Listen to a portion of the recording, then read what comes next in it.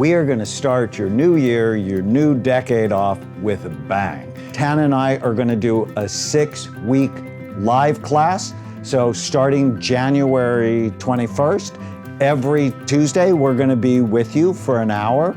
And at the end, we're going to give away over $20,000 in prizes. We look forward to helping you kick off this new year by becoming brain health revolutionaries.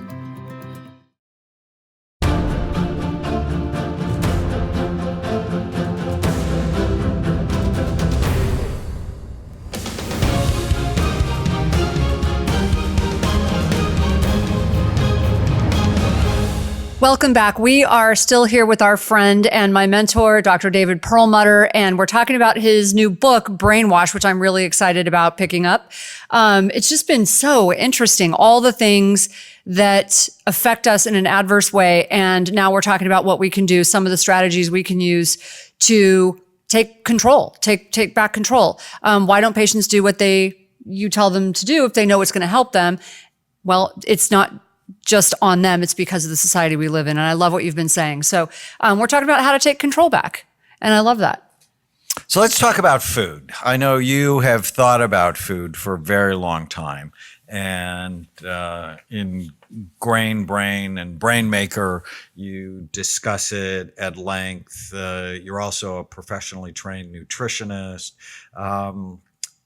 We would agree, and we talk about it on the totally Brain agree. Warriors Way podcast, that you're in war for the health of your brain. In fact, we say that ISIS has nothing on our food industry, that the real weapons of mass destruction are highly processed, pesticide sprayed, high glycemic, low fiber, food-like substances stored in plastic containers that have been raised with antibiotics and hormones. And so, when I looked at your book, I'm like, oh, that sort of fits what David talks about. Sort of. Yeah.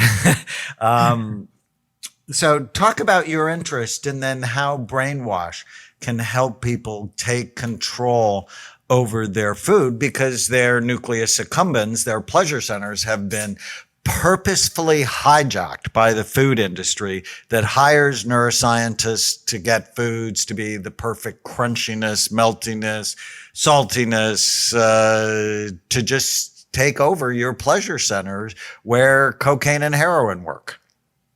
Well, it's even worse than that. They're now using functional MRI to determine, in fact, what it is about food that lights up areas. Oh, like my you gosh. mentioned. That's The evil. nucleus accumbens. That's readily available to the food industry. This has been happening since the early 90s. Home Depot was doing that and I'm like, I get criticized because I want to look at the brain function of my complex psychiatric patients. I mean, I've been called every bad thing you can imagine. And I'm like, Home Depot gets to use it. Pepsi gets to use Food it. scientists. And I don't. This is not fair. I didn't realize that. That's crazy. You know what? Don't you feel good though? Anyway, when now you've just gone through that. I mean, I remember, this is off topic, but several years ago, I was attacked as well. Somebody wrote this scathing article in a national magazine saying that, oh, Dr. Perlmutter changes his messaging because he used to tell us to eat a low-fat diet, and now he's telling us that some fat is good. There are such a thing as good fat. So he wrote this scathing article, and I remember the next morning, I had an intervention from my publicist and editor and everybody and publisher, and they said, what are you going to do?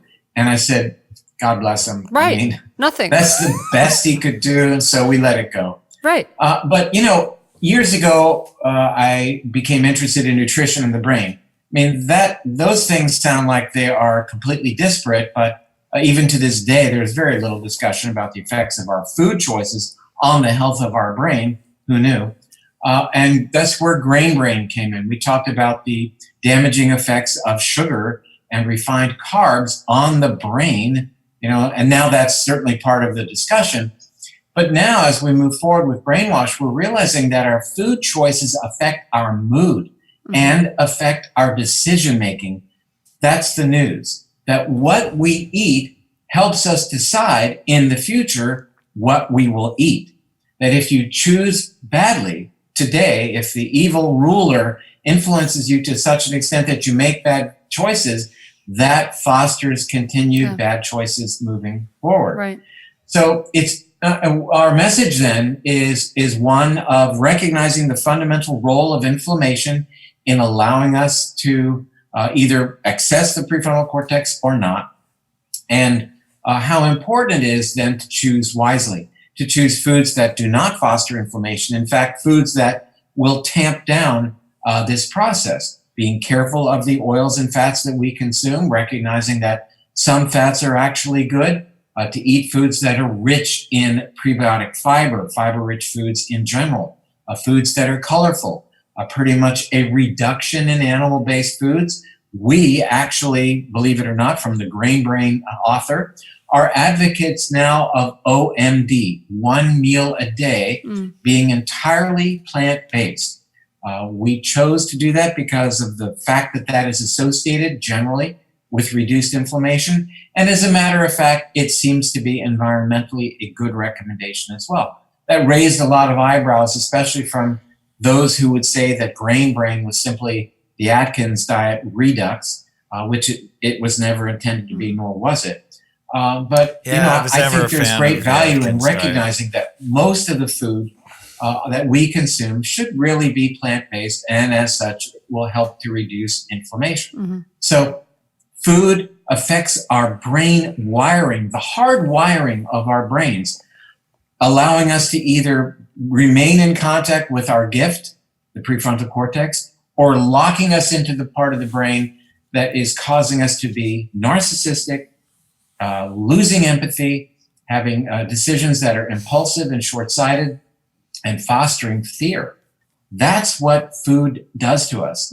And when we look at food through that lens, then again, what's happening to food globally becomes a very intriguing story, doesn't it? It sure does. And it's the people that I coach and even myself, I mean, I can totally relate to that. You go through one negative event, whether it's, like with your health or something, and all of a sudden you're down. And then you're down, so your mood changes. And so then you start making bad decisions. And then as your mood changes, you want to be down more. You don't want to get up and go do stuff. And it's just this vicious cycle that all of a sudden just takes control. You are so correct. But what we're offering then in Brainwash, and in fact, we have a 10-day plan at the end of the book. You don't have to do each part of the 10-day plan. If you leverage a better night's sleep, if you leverage just deciding to dramatically reduce your refined carbohydrates and sugar, or if you leverage the part about reconnecting with nature, for example, it's going to then foster better decision moving forward, and your mood, decision making moving forward, and therefore help you welcome in the other parts of the program. So we didn't mention connection to nature. 87% of our day in America is spent indoors, with another 6% spent in our cars, leaving very little time for connection with nature. I'm not saying anything here that we don't all know. We know we feel better. We have a better mood when we're in nature, when we're taking a walk out in nature. We know that from a scientific perspective, our inflammation markers go down, our cortisol levels go down. We re-engage the prefrontal cortex. We tend to calm down the impulsive amygdala.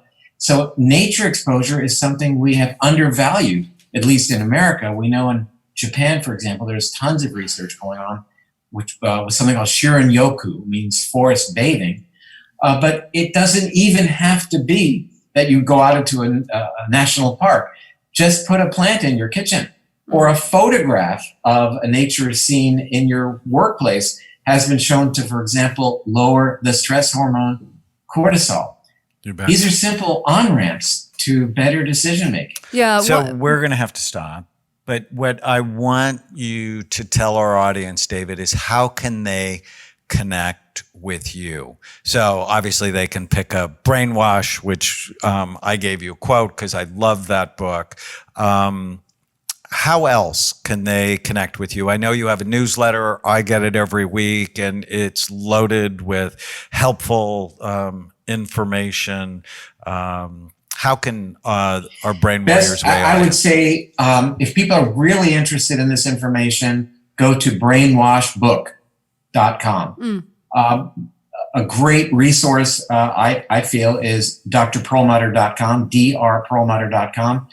And one of the things, in addition to the blogs that both I and Austin write, video blogs, written blogs, is we have a very vast resource of scientific literature, the entire PDFs listed, not just the abstracts. And the science part of drperlmutter.com is fully searchable by term. Just go to the magnifying glass. So I would direct people there to learn more information. Great. Excellent. Well, Thank you so much. Adore you and are grateful for the work you do in the world, and grateful that you're our friend. I love you guys, and I always, when I see this time together on my calendar, I always really look forward to it. And we said this off camera, I'll say it on camera. We need to connect more often and have these amazing conversations. We do, for sure. Well, we'll look forward to it. Thank you. If you're enjoying the Brain Warriors Way podcast, please don't forget to subscribe so you'll always know when there's a new episode. And while you're at it, feel free to give us a review or 5-star rating, as that helps others find the podcast. If you're considering coming to Amen Clinics or trying some of the brain healthy supplements from BrainMD, you can use the code podcast10 to get a 10% discount on a full evaluation at amenclinics.com or a 10% discount on all supplements at brainmdhealth.com. For more information, give us a call at 855-978-1363.